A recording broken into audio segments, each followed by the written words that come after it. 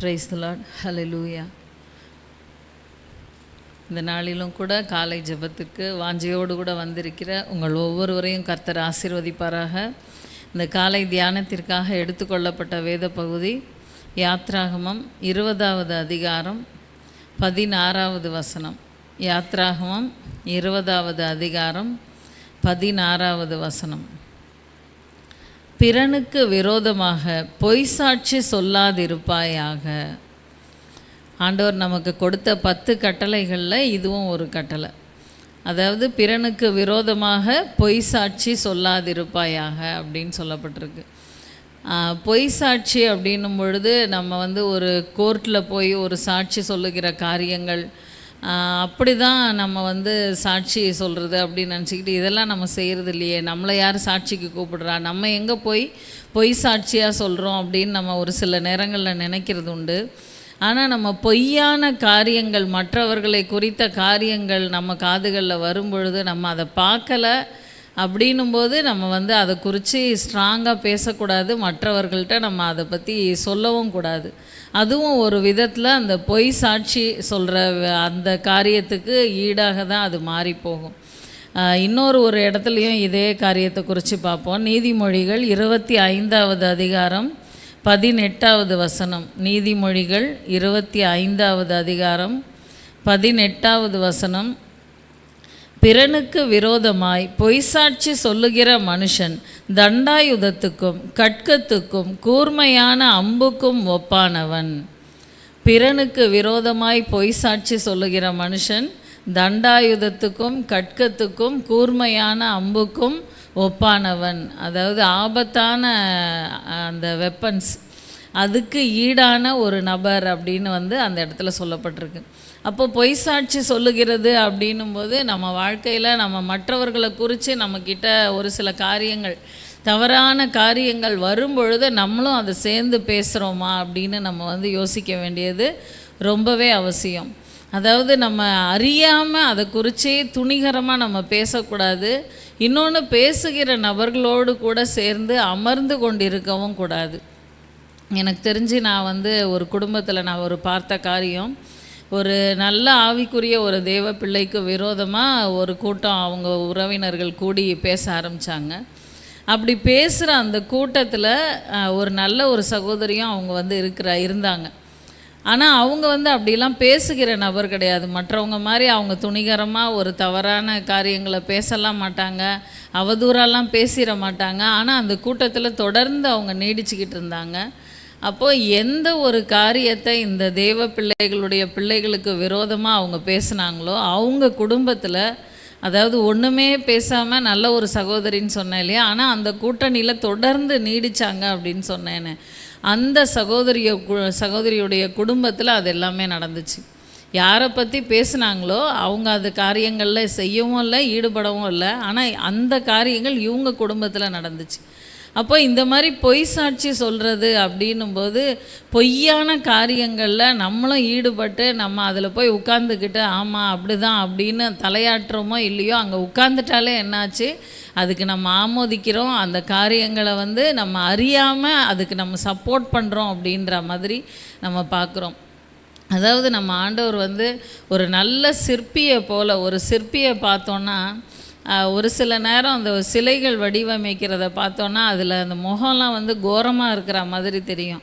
ஆனால் ஒரு சில சின்ன சின்ன அந்த பீசஸாக அவங்க நீக்கும் பொழுது கரெக்டாக அப்படியே முகம் மாதிரியே அவங்க அதை கொண்டு வந்துடுறத நம்ம பார்க்க முடியும்.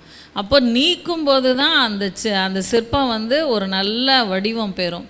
அதே மாதிரி நம்முடைய வாழ்க்கையிலும் கூட ஆண்டவர் தனக்கு பிரியமில்லாத ஒவ்வொரு காரியங்களையும் நம்மை விட்டு அகற்ற வேண்டும் என்று விரும்புகிறார். நமக்கு நல்ல வாக்குத்தத்தம் கொடுக்குறார் ஆண்டவர். திடன் கொள்ளுங்கள், வேலையை நடத்துங்கள், ஆவியானவர் உங்களோடு கூட இருப்பார் அப்படின்லாம் நல்ல வாக்குத்தத்தம் ஆண்டவர் நமக்கு கொடுக்குறாரு. ஆனால் அந்த வாக்குத்தத்தத்தை சுதந்திரிக்கிறதுக்கு நம்ம தகுதி இல்லை அப்படின்னும் போது ஆண்டவர் தகுதிப்படுத்தும்படியாக நமக்குள்ளே இருக்கிற இந்த வேண்டாத காரியங்களெல்லாம் ஆண்டவர் எடுத்து போடுறார். கடந்த வாரத்தில் நம்ம பார்த்தோம், இந்த தேவையில்லாத வழக்குக்கு நம்ம விலகணும் அப்படின்னு சொல்லிட்டு. இந்த நாளில் ஆண்டவர் கொடுத்துருக்க வார்த்தை, இந்த பொய்யான காரியங்களில் நம்மளும் சேர்ந்து பேசக்கூடாது, அந்த இடத்துல உட்காரவும் கூடாது முடிஞ்சா அப்படின்றது தான். அதாவது எனக்கு தெரிஞ்ச ஒரு சகோதரி உண்டு. அவங்க வந்து மற்றவங்களை குறித்து சொல்லும்போது அப்படியா அப்படின்னு கேட்குறத விட, அப்படியா இருங்க அவங்ககிட்டயே நம்ம கேட்டுருவோமே, நீங்கள் சொல்கிறது உண்மையா இல்லையா அப்படின்னு பேசுவாங்க. அப்படி பேசும்பொழுது அவங்ககிட்ட போய் யாருமே தைரியமாக பேச மாட்டாங்க. ஏன்னா அவங்க வந்து தேவையில்லாமல் நம்மளை மாட்டி விட்ருவாங்க அப்படின்ற அந்த ஒரு பேச்சு தான் அவங்கள பற்றி இருக்கும். ஆனால் உண்மையில் அவங்கக்கிட்ட யாரும் போய் குறை சொல்லாதபடி அவங்க வந்து ஒரு அரணை போல் அந்த வார்த்தையை சொல்கிறதுனால தப்பிச்சுக்கிறாங்க. ஒன்று, இன்னொன்று தேவையில்லாத காரியங்கள் அவங்ககிட்ட போகிறதும் இல்லை. அதே மாதிரி நம்மளும் நம்ம வாழ்க்கையில் என்ன சொன்னால் நம்ம அதை அவாய்ட் பண்ணிக்கலாமோ அந்த மாதிரி தேவையில்லாத காரியங்களுக்கு நம்ம வந்து விலகணும். தேவையில்லாத பொய்யான காரியங்களுக்கு செவி கொடுத்துட்டு ஆமாம் ஆமான் அப்படின்னு சொல்லிட்டு உட்கார்ந்துக்கிட்டு இருக்கக்கூடாது. நம்ம வேதத்திலேருந்து ஒரு சம்பவத்தை பார்ப்போம்.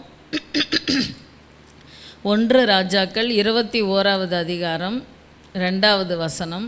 1 ராஜாக்கள் 21வது அதிகாரம் 2வது வசனம். ஆகாப் நாபோத்தோடே பேசி, உன் திராட்சை தோட்டம் என் வீட்டிற்கு அடுத்திருக்கிறபடியால் அதை கீரை கொள்ளையாக்கும்படி எனக்கு கொடு. அதை பார்க்கிலும் நல்ல திராட்சை தோட்டத்தை அதற்கு பதிலாக உனக்கு தருவேன், அல்லது உனக்கு வேண்டுமானால் அதன் விலைக்கிரயமான பணத்தை தருவேன் என்றான்.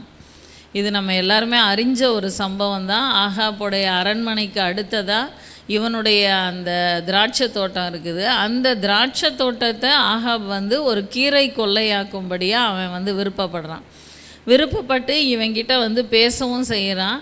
பேசும்பொழுது அவன் வந்து உடனே அதை வந்து சொல்கிறான், இதை நான் வந்து கொடுக்காதபடி கர்த்தர் என்னை காப்பாராகன்னு சொல்லிட்டு, இது என்னுடைய பிதாக்களுடைய சுதந்திரம், அதனால் இந்த திராட்சை தோட்டத்தை நான் கொடுக்க மாட்டேன், அதை கீரை கொள்ளையாக்கும்படி அப்படின்னு சொல்லிட்டு அவன் வந்து அந்த இடத்துல அதை வந்து மறுக்கிறான்.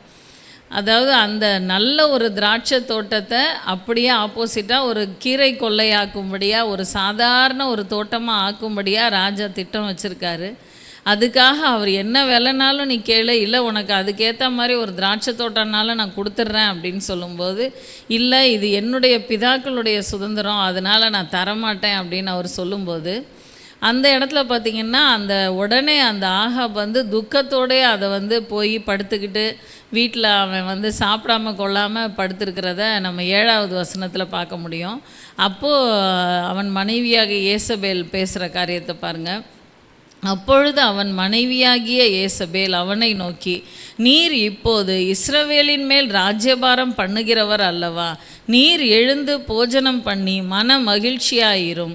இஸ்ரவேலாகிய நாபோத்தின் திராட்சை தோட்டத்தை நான் உமக்கு கொடுப்பேன் என்று சொன்னாள்.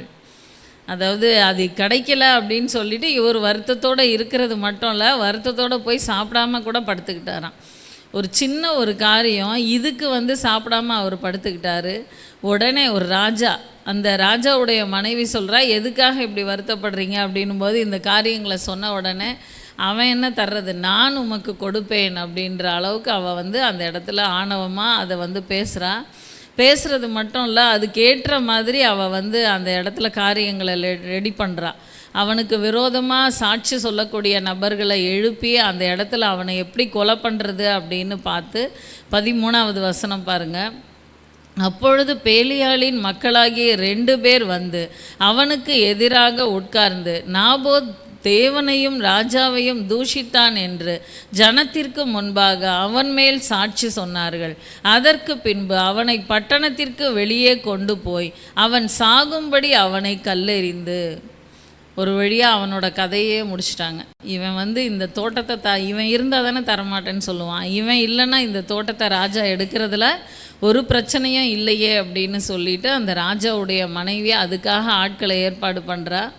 அவள் ஏற்பாடு பண்ணும் பொழுது அந்த ராஜாவுடைய மனைவி இந்த காரியங்களை சொல்லும் பொழுது, இது ஒரு தவறான காரியமாச்சேன்னு சொல்கிறதுக்கு கூட யாரும் இல்லை. அதை செஞ்சால் நமக்கு ஒரு வேளை நமக்கும் ஏதாவது கண்டிப்பாக இவங்களுக்கு என்ன கிடைக்கும் அப்படின்னா ஒன்றுமே இல்லை தான், ஆனால் எப்பயாவது எதையாவது செய்வாங்க நமக்கு அப்படின்னு சொல்லிட்டு அந்த ஒரு எச்சி இலைக்கு ஆசைப்பட்டு அந்த காரியத்துக்கு இவங்கெல்லாம் ஒத்து ஊதுறாங்க. ராஜாவுடைய மனைவி சொன்ன காரியத்துக்கு நாபோத் அந்த இடத்துல கல்லெறியுண்டு செத்தான் அப்படின்னு சொல்லி அடுத்த வசனங்களில் நம்ம பார்க்க முடியுது.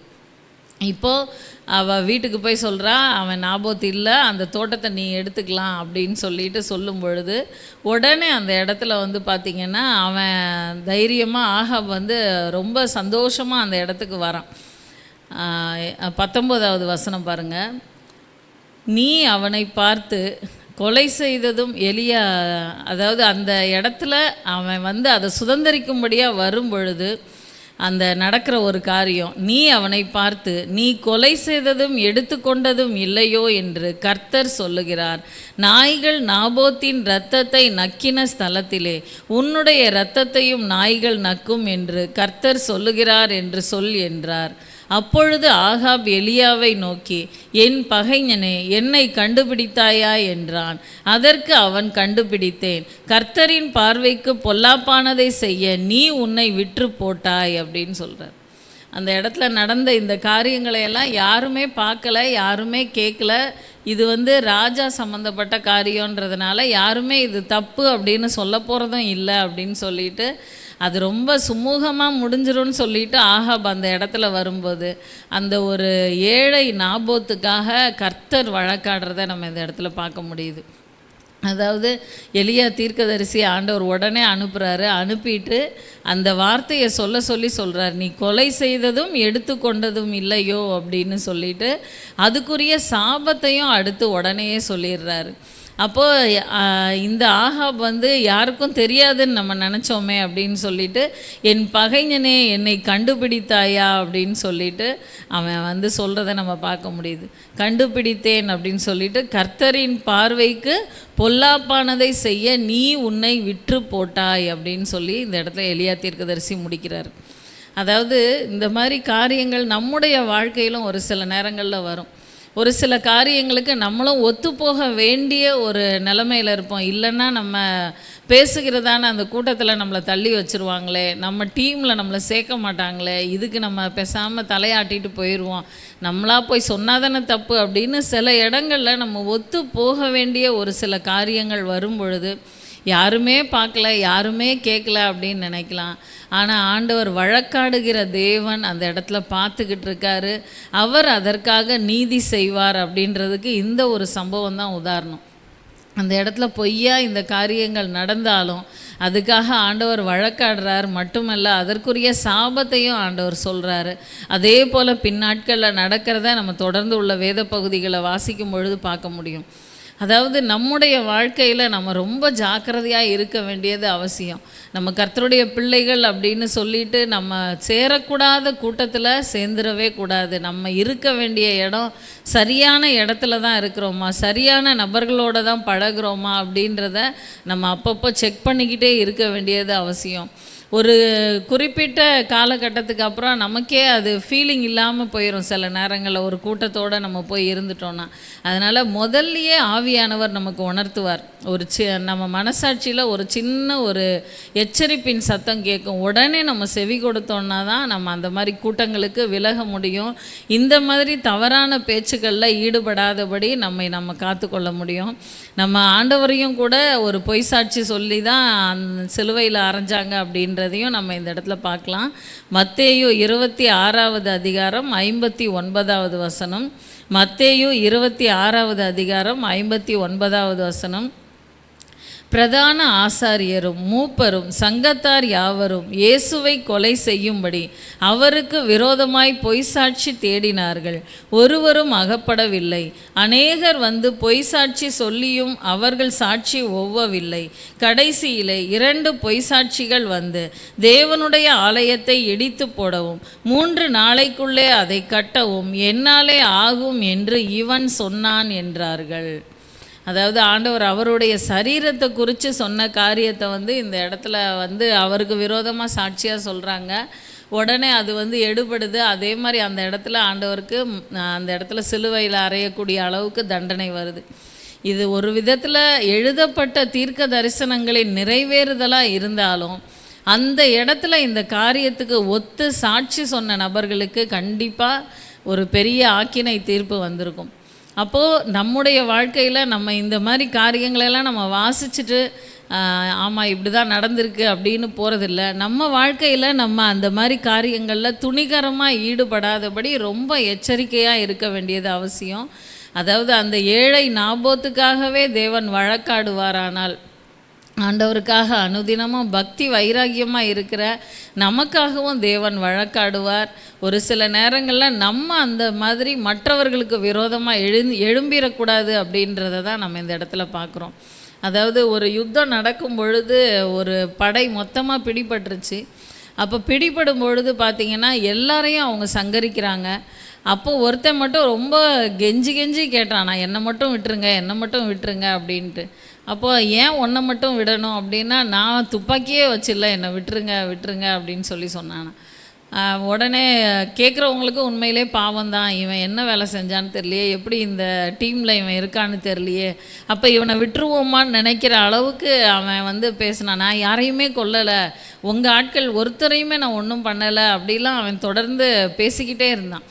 அப்போது சரி ஒரு நல்லா விசாரிப்போம், இவனை விசாரிக்காமல் நம்ம கொல்ல வேண்டாம், ஏன்னா இவ்வளோ கெஞ்சுறானே அப்படின்னு சொல்லிட்டு விசாரிக்கும் பொழுது அவன் சொன்னானா, நான் ஒன்றுமே செய்யலை, இந்த யுத்தத்தில் எந்த பார்ட்டும் என்னோடது கிடையாது, நான் யாரையும் கொல்லலை, எதுவும் பண்ணலை அப்படின்னு சொல்லிட்டு அவன் சொல்லிக்கிட்டே இருந்தானா. அப்போ எது தான் உன்னோட வேலை, நீ எதனால் இந்த டீமில் இருக்க அப்படின்னு சொல்லும் பொழுது அவங்க சொல்லும்போது, நான் இந்த எக்காலத்தை ஊதுறது மட்டும்தான் என்னோடய வேலை, யுத்தம் ஆரம்பிக்குதுன்னு இந்த சைரன் ஒலிக்க வேண்டியது மட்டும்தான் என்னோடய வேலை, அதுக்கப்புறமா நான் விலகி போயிடுவேன், இதில் எதுலேயுமே நான் கலந்துக்க மாட்டேன் அப்படின்னு சொன்னான்.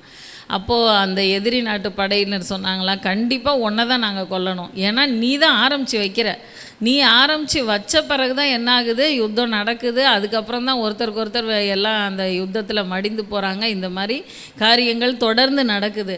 ஆனால் நீ என்ன சொல்கிற, இல்லை என்னால் எதுவுமே நடக்கலை அப்படின்னு சொல்கிற, ஆனால் நீ தான் ஆரம்பித்து வைக்கிற, உன்னால் தான் இது நடக்குது அப்படின்னு சொன்னாங்களாம். அதாவது இந்த பொய் அப்படின்ற ஒரு காரியம் எங்கேயோ ஆரம்பிக்கும், அதுக்கு தொடர்ந்து அதை பேச அதுக்கு கண் காது மூக்கு எல்லாம் வச்சு அதுக்கப்புறமா அது திரும்பி சேரும் பொழுது பார்த்தா அது வேறு விதமாக சேரும். அது ரொம்ப மோசமான ஒரு காரியமாகவும் இருக்கும். அதனால் இது ஆரம்பிக்கும் பொழுதே நம்ம முளையிலேயே அதை கிள்ள வேண்டியது அவசியம். இன்னொன்று, அந்த டீமில் கூட நம்ம இல்லாதபடி முடிஞ்ச வரைக்கும் பொய்யா ஒரு காரியம் வருது, நம்ம அறியாத ஒரு காரியம் வருது, நம்ம பார்க்கலை அப்படின்னா நம்ம விலக வேண்டியது ரொம்ப அவசியம். நம்ம கேட்டோம், நம்பிக்கைக்குரிய நபர் தான் சொன்னாங்க அப்படின்னு சொல்லிட்டுலாம் நம்ம நம்ப வேண்டிய அவசியமே இல்லை. ஏன்னா கண்ணால் காண்பதும் போய், காதால் கேட்பதும் போய், தீர விசாரிப்பதே மெய் அப்படின்னு சொல்லிட்டு உலக பிரகாரமாகவே சொல்லுவாங்க. அப்போது நம்ம ஒரு காரியம் நம்ம பார்க்குறத வச்சும் நம்பக்கூடாது, கேட்குறத வச்சும் நம்பக்கூடாது, உண்மை எதுவோ அதுக்கு மட்டும் நம்ம சப்போர்ட் பண்ண வேண்டியது அவசியம். அதனால் நம்முடைய வாழ்க்கையில் பொய்யான காரியங்கள், மற்றவர்களை குறித்த தவறான தகவல்கள் வரும்பொழுது அதை பரப்புகிற நபராக நம்ம இருந்துடவே கூடாது.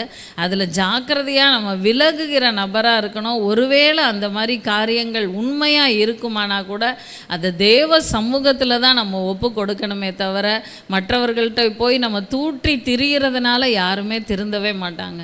அதனால் அந்த காரியத்தில் நம்ம ரொம்ப ஜாக்கிரதையாக இருப்போம். தேவ சமூகத்தில் தேவன் விரும்புகிறபடி அவருக்கேற்ற ஒரு பாத்திரமாக நம்மை ஒப்பு கொடுத்து அவருடைய அந்த வணைதலுக்கு நம்மை ஒப்பு கொடுப்போம். கண்களை மூடுவோம், தலைகளை தாழ்த்துவோம். ஸ்தோத்திரம் அப்பா. வியானவரே உமை துதிக்கிறோம் ராஜா. அப்பா உமக்கு நன்றி செலுத்துகிறோம் அப்பா. இந்த நாளிலும் கூட அப்பா நீங்கள் கொடுத்த இந்த நல்ல ஆலோசனைக்காக உமக்கு நன்றி செலுத்துகிறோம் அப்பா. எங்களுடைய வாழ்க்கையில் அப்பா எந்த பொய்யான காரியங்களை நாங்கள் கேள்விப்பட்டாலும் அதற்கு நாங்கள் ஒத்து போகாதபடி அப்பா, அந்த கூட்டத்திலே கூட நாங்கள் அமராதபடி தேவன் ஒரு நல்ல ஷார்ப் கான்சியஸ் அப்பா, கூர்மையுள்ள மனசாட்சியை எங்களுக்கு கட்டளை இடுங்கப்பா. தொடர்ந்து நாங்கள் அந்த கூட்டத்தில் இருந்தால் நாங்களும் அந்த சாபத்திற்கு பங்குள்ளவர்களாய் மாறி போவோமே அப்பா. எங்களை காத்து கொள்ளுங்க ராஜா. உமக்கேற்ற ஒரு பாத்திரமாக எங்களை வணைந்து கொள்ளுங்கப்பா. எங்களுக்குள்ளே சின்ன சின்ன குற்றம் குறைகள் கூட காணப்படாதபடி தேவன் எங்களை செதுக்குங்க ராஜா. நீங்கள் எங்களை உருவாக்குங்க தகப்பனே. உம்முடைய ஆலோசனைகளுக்கு முற்றிலுமாய் நாங்கள் எங்களை ஒப்பு கொடுக்கிறோம் அப்பா. கர்த்தாவே உம்மை துதிக்கிறோம் துதிக்கிறோம் துதிக்கிறோம் துதிக்கிறோம் துதிக்கிறோம் ராஜா. அப்பா, அந்த இடத்துல ஒரு ஏழை நாபோத்துக்காக நீர் வழக்காடினதை நாங்கள் கண்டோமே அப்பா. எந்த இடத்துலையும் யாரும் பார்க்கலன்னு துணிகரமாக காரியங்கள் நடந்தாலும் நீர் பார்த்து கொண்டிருக்கிறீரப்பா. அப்பா, அதை நாங்கள் உணர்ந்து எப்பொழுதும் ஜீவிக்க எங்களுக்கு கிருபை கொடுங்கப்பா. இவங்களுக்காக யார் பேசுவான்னு நினைக்கிற இடத்துல கூட எங்களுக்காக நீர் வழக்காடுகிற தேவன் என்பதை நாங்கள் அறிந்து கொண்டோம் அப்பா. எங்களுக்காக வழக்காடுங்க, எங்களுக்காக நீங்கள் யுத்தங்களை செய்யுங்கப்பா. எங்களை தொடர்ந்து காத்துக்கொள்ளுங்க. உம்முடைய அன்பின் பிள்ளைகளாய் தொடர்ந்து எங்களை வைத்து நடத்த வேண்டுமாறு ஒப்பு கொடுக்கிறோம் அப்பா. எங்களை பார்க்கிறவர்கள் மற்றவர்கள் உம்மைக்கான கிருபை கொடுங்கப்பா. உம்முடைய அன்பு கரங்களில் எங்களை தாழ்த்துகிறோம், எங்களை அர்ப்பணிக்கிறோம். துதிகான மகிமையெல்லாம் ஒருவருக்கே செலுத்துகிறோம். இயேசுவின் மூலம் ஜெபிக்கிறோம் ஜீவனுள்ள எங்கள் நல்ல பிதாவே, ஆமென். என் ஆத்துமாவே கர்த்தரை ஸ்தோத்திரி, என் முழு உள்ளமே அவருடைய பரிசுத்த நாமத்தை ஸ்தோத்திரி. என் ஆத்துமாவே கர்த்தரை ஸ்தோத்திரி, கர்த்தர் செய்த சகல உபகாரங்களையும் மறவாதே. ஆமென், ஆமென். வேதத்தை வாசித்து விட்டு இந்த இடத்தை விட்டு கடந்து செல்லுங்கள். கர்த்தர் உங்களை ஆசீர்வதிப்பார். ஆமென்.